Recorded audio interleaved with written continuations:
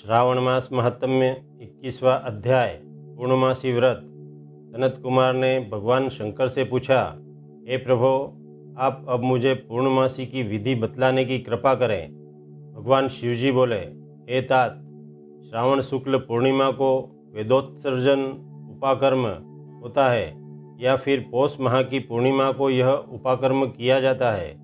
उत्सर्जन में पौष माह या माघ माह की प्रतिपदा तिथि या रोहिणी नक्षत्र बतलाया गया है।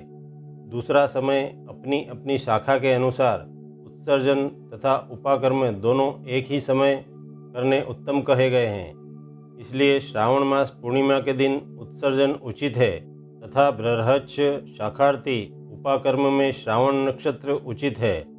अतः चतुर्दशी पूर्णमासी या प्रतिपदा तिथि के दिनों में जिस दिन श्रवण नक्षत्र हो उसी दिन ऋग्वेदियों का उपाकर्म होता है। यजुर्वेदियों का उपाकर्म पूर्णिमा में तथा सामवेदियों का उपाकर्म हस्त नक्षत्र में होता है। उपाकर्म गुरु और शुक्रास्त नक्षत्र में भी हो सकता है। गुरु तथा शुक्रास्त नक्षत्र में पहले उपाकर्म का शुभारंभ न करें, यह शास्त्रों का कथन है। ग्रहण तथा संक्रांति आदि योग या दुष्ट समय आ जाने पर उपाकर्म दूसरे काल में करें। हस्तयुक्त पंचमी या भाद्रपद पूर्णिमा के दिन अपने अपने ग्रह सूत्र के अनुसार उत्सर्जन उपाकर्म करें। मलमास में शुद्ध पक्ष में उत्सर्जन उपाकर्म करना चाहिए। यह दोनों उत्सर्जन उपाकर्म नित्य है। इसको प्रतिवर्ष नियम से करना पड़ता है। उपाकर्म की समाप्ति पर द्विजातियों के समक्ष उसी सभा में श्रेष्ठ सभादीप समर्पण करना चाहिए। उसे आचार्य या अन्य ब्राह्मण को दे देना चाहिए। प्रथम सोने, चांदी या तांबे के पात्र में 1 किलोग्राम गेहूं रखकर उसके ऊपर आटे का बना दिया रखें। उसमें घी या तेल भरकर 3 बत्तियां जलानी चाहिए तथा पान सहित ब्राह्मण को देकर दक्षिणा देनी चाहिए। ब्राह्मण का पूजन कर यह मंत्र बोले, यह श्रेष्ठ सभादीप दक्षिणा तथा पान सहित देव देवार्थ हेतु अर्पण कर रहा हूँ। मेरे सभी मनोरथ पूर्ण हो तथा पुत्र पौत्र आदि का भविष्य उज्जवल हो, यश की वृद्धि हो। इस प्रकार 5 वर्ष पश्चात उद्यापन करना चाहिए तथा ब्राह्मण को यथाशक्ति दक्षिणा देकर विदा करना चाहिए। उसी रात को श्रावणी कर्म करना चाहिए। उसी के समीप सर्प बलि दे देनी चाहिए। ये दोनों कार्य अपने अपने ग्रह सूत्रों को देखकर करने चाहिए। इसी तिथि में भगवान हयग्रीव का अवतार हुआ था। उस दिन हयग्रीव जयंती महोत्सव मनाना चाहिए। श्रावण मास पूर्णिमा को श्रवण नक्षत्र में भगवान हयग्रीव का जन्म हुआ था। उसी समय संपूर्ण पापनाशक सामवेद गाया गया था। इसलिए इस दिन सामवेद को सुनना चाहिए और उसकी पूजा करनी चाहिए।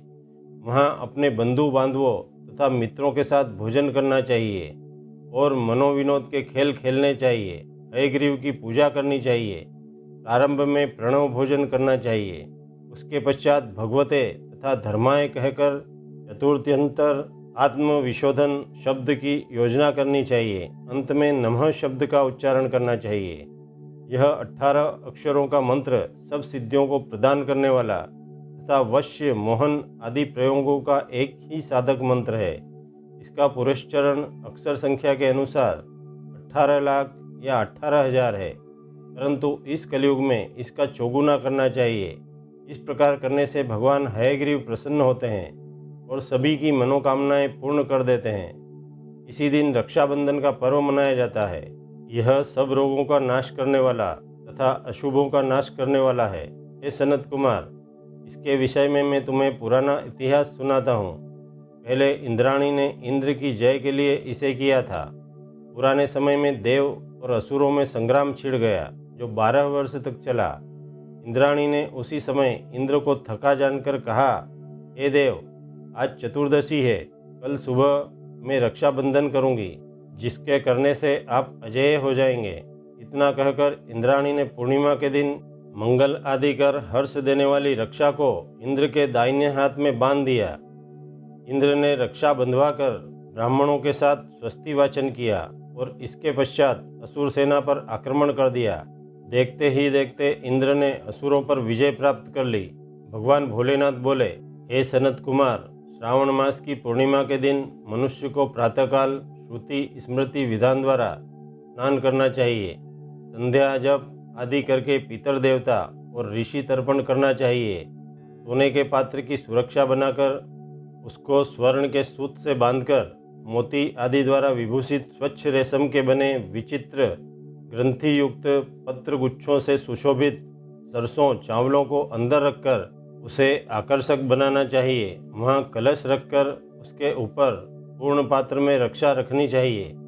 सुंदर आसन पर सगे संबंधियों सहित बैठकर मंगलगान करना चाहिए। इसके पश्चात येन बद्धो बलि राजा दानवेंद्रो महाबलः एन त्वाम बद्धनामी रक्षे माँ चलह मंत्र का उच्चारण करना चाहिए। ब्राह्मण क्षत्रिय वैश्य शूद्र तथा अन्य व्यक्तियों को भी पहले ब्राह्मणों की पूजा करके रक्षाबंधन करना चाहिए।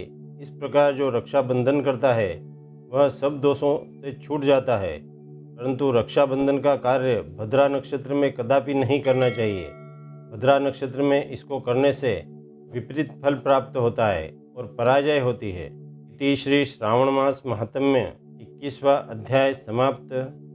दोस्तों, भक्ति के इस वातावरण को और अधिक अद्भुत बनाने के लिए आप हमारे वीडियो को लाइक करें, शेयर करें। यदि आप हमारे चैनल पर पहली बार वीडियो देख रहे हैं तो हमारे YouTube चैनल अद्भुत ज्ञान एवं भक्ति को प्लीज़ सब्सक्राइब कर बेल आइकन अवश्य दबाएं ताकि हमारा हर नया वीडियो आप तक शीघ्र पहुंचे।